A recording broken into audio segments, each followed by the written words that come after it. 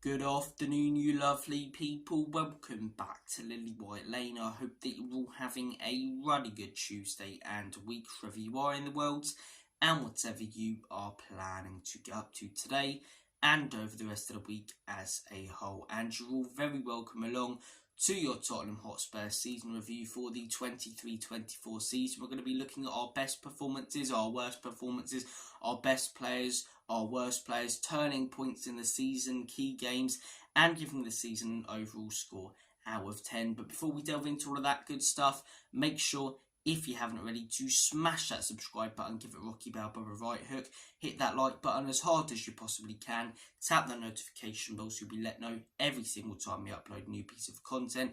And finally, not finally, the Rockers come back, finally, be sure to comment your thoughts and opinions down below on the season overall, give it a score out of 10, and on my review of it in this video. Without further ado, enough faffing about, enough waffling, let's get cracking with this knacking. And overall, when you consider it's Ange Postecoglou's first season, I don't think it's been an incredible first season for Ange. I don't think it's been an incredible season for Tottenham, but I think it's been a good first season for Ange and a good season for Tottenham. When you consider that we sacked Conte last season, then brought in his assistant Stellini, sacked him, then had Ryan Mason.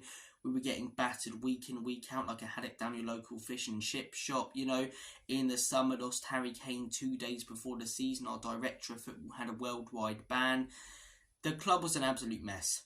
It really was. And look, the club may still be a mess. There's still problems at the club, still problems in the fan base that were there last season that are still there now, but nowhere near as many, and things have started to improve. And when you consider that we finished 8th, finished on 60 points, whereas this season we finished on 66, when Ange has been trying to instill his new style of play, which is very different to previous managers, as obviously we finished 3 places above.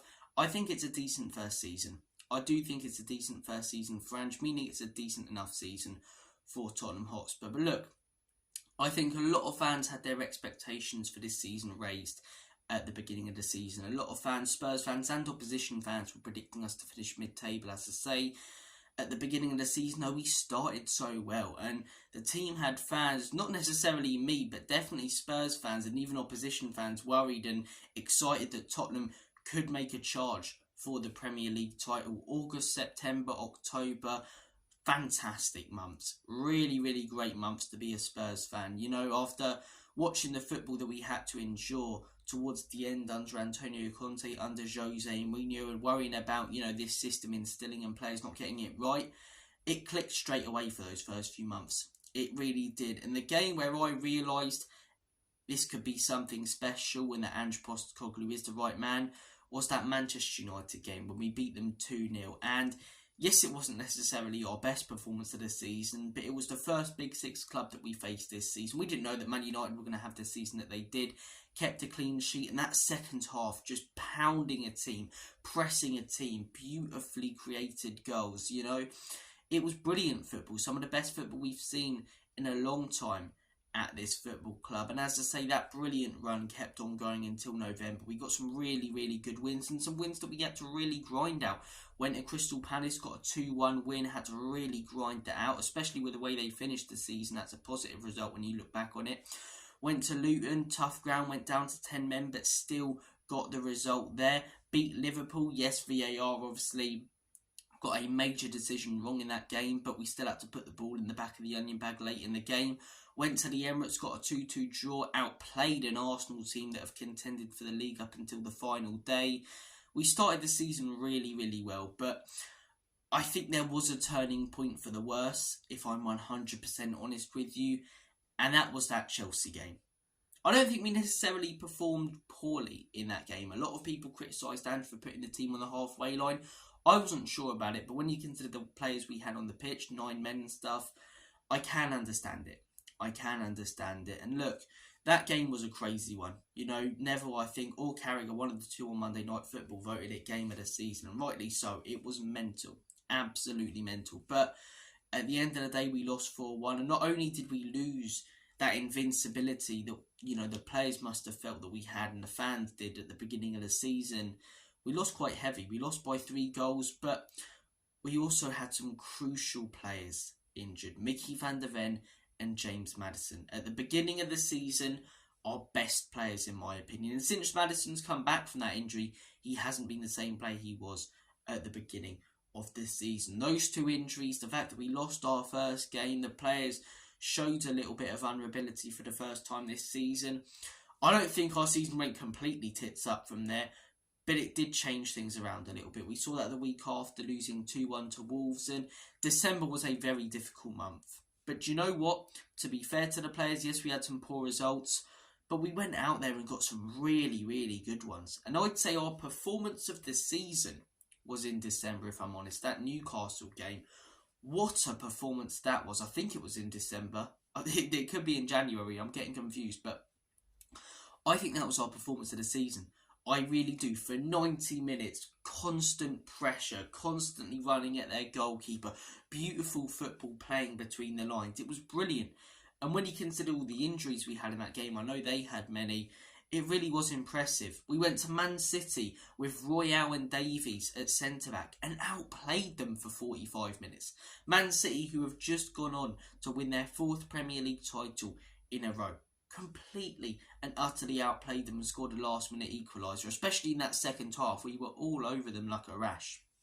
So December, whilst there was some poor results in there, the 2-1 loss to West Ham and a couple of other losses, I think as a month as a whole, when you consider the circumstances, the injuries, the situation, first season for Ange and everything, the players really went out there and showed they've got some fight. And this season, I don't think there's been many losses where I can say the players have looked like they didn't care. There's been a lot where the players have looked like they don't have the ability, but not many where the players look like they don't care. January, February, this sort of time of the season, we were okay. We weren't that bad. Some good performances in there, some poor performances in there. I think we beat Brighton 2-1. That may have been in March. We went to obviously Man United and got that 2-2 draw and played well.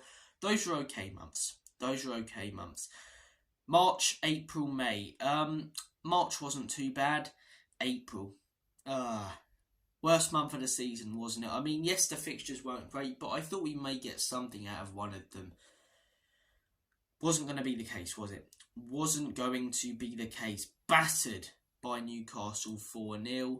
You know, that was really, really pathetic. I forgot about our worst performance of the season as well. I've taken a note of it, was the Fulham game. I believe that was in March. But as I say, January, February, March, we were on and off. April was when things really, started to take a turn for the worst, which is a shame because you look at the season overall, 5th, it feels good. And if we would have done what Chelsea would have done and finished the season strongly, it would have felt even better. But there's still a bit of a dampener and bad feeling around the fan base because of the way that things have been over the last few months. And April, as I say, battered by Newcastle, 3-0 down at half-time in the North London derby. That game's an exception, though. I think, Mickey van der Ven's goals allowed and we take our chances and things in that game, we get a result there. We were by far the better team in that game. But the Newcastle game, as I say, played the high line in that one, got countered with pace. The Arsenal game played the high line in that one, got countered with pace. Liverpool, Chelsea,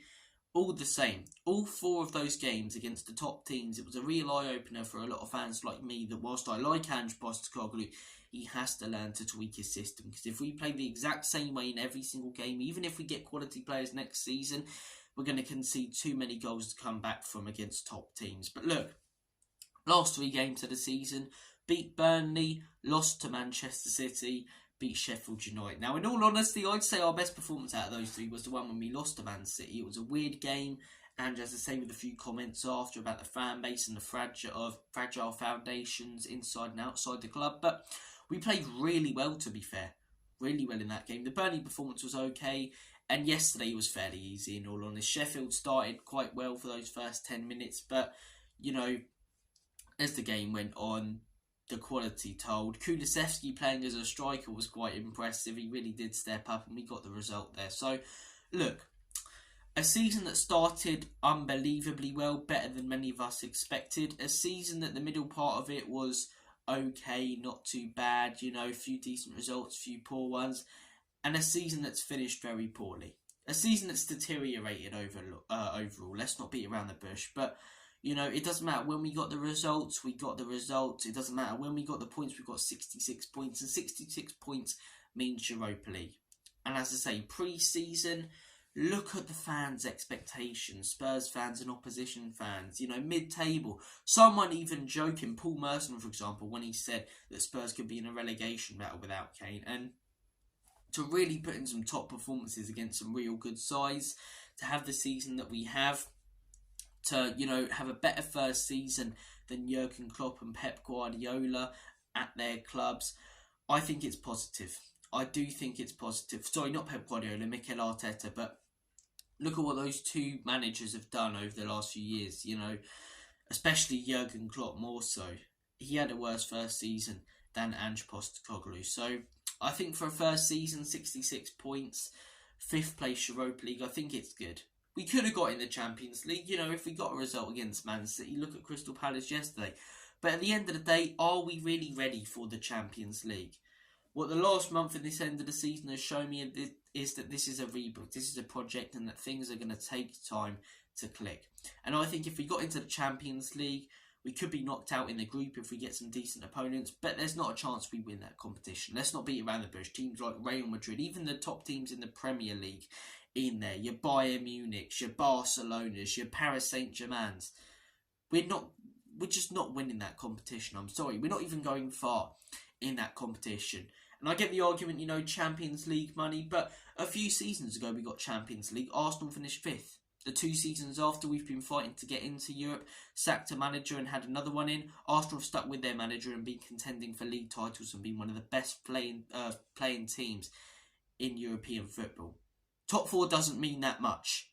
It means more profit for your owners. It's whether they're willing to invest it or not. And we know that the owners have the money that they can invest in Ange Postecoglou, whether we got Champions League or not. It'll be interesting to see if they do. And I get our revenue from Champions League. We've got enough revenue. Look at our stadium, We've got the budget to be able to invest a decent few $100 million this summer and not get penalised by financial fair play. So look, Champions League, we would have all heard the music, got a bit excited, but we wouldn't have progressed in the competition. Europa League, it's something that we have a chance in. Will we win it?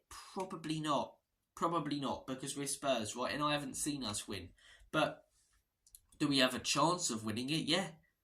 When you look at the other teams in there, do we probably have the beating of most of them on our day? Yeah, we do.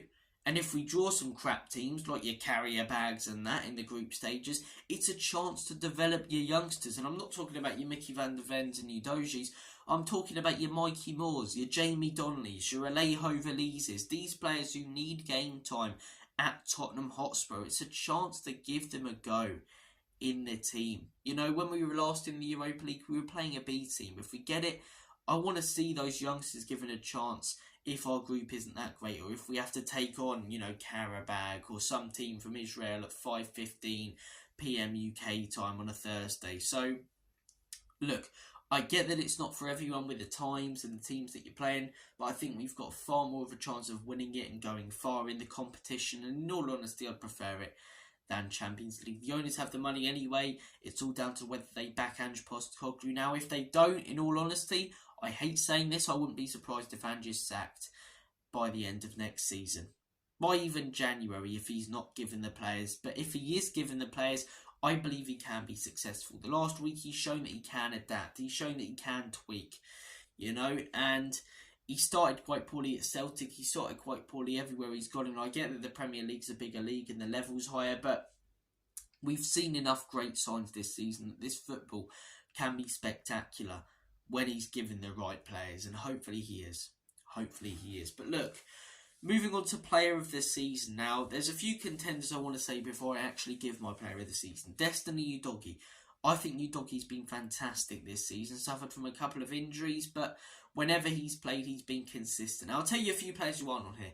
Heung-min Son, right? Heung-min Son and James Maddison. I get that they're probably our stars in the team, but neither of them have been consistent. At times, they've put in better performances than anyone on this list.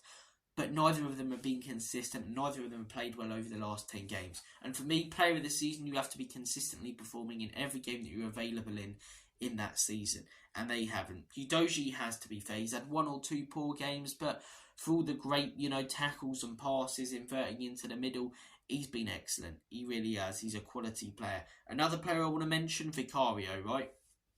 First season in the Premier League, he's adapted unbelievably well. Unbelievably well. The only reason he's not getting player of the season, or Tottenham player of the season for me, is coming for crosses. He needs to be far more aggressive as a goalkeeper claiming the ball. But definitely for his first season, very, very good. One of the best shot stoppers in the league. Maybe even Europe. You tell me. Christian Romero. Pretty much every game he's played in this season, he's been brilliant. Unlucky with injury in December, but what a player he is. And what a player he's been. He's worked on his own game as well. Poor is another one who's done that. But Romero, he's taken that aggressive side out without losing the player as well. And getting nowhere near as many yellow cards or red cards, but still striking fear into strikers who are coming up against him. He's been fantastic this season. He really has. Pape Matar, a rogue shout. I get that he hasn't played as much football as some of these other ones, even though he hasn't been injured. But I believe every game he started in, he's at least produced a 7. A lot of the time an 8, sometimes even a 9. Very, very consistent. But my player of the season, you've guessed it, Mickey van der Ven. We would not be able to play our football without Mickey van der Ven. And without Mickey van der Ven for the whole season, I genuinely believe we could be sat mid-table right now. I really do.